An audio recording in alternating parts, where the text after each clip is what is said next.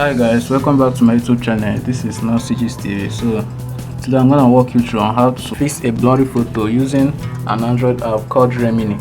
So let's go on. First step is to go to your Play Store. Go to your Play Store and search for Remini. Remini.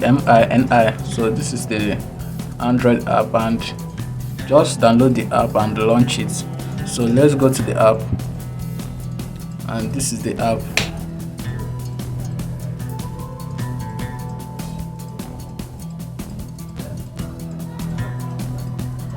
So this is the app, and this page is if you want to purchase the premium plan. So let's use the free plan for now,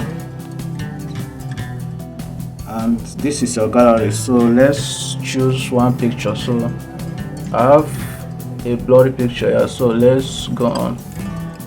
For the fact that you are using a free plan, so you have to enhance the photo using an AD. So let's go on. So let's go on. So guys, as you can see, this blurry picture has been enhanced. As you can see how sharp the picture is now. So let's go on to download the picture, to save the picture on your galleries by clicking on this download button, and you have to also save it using an AD. So let's go on.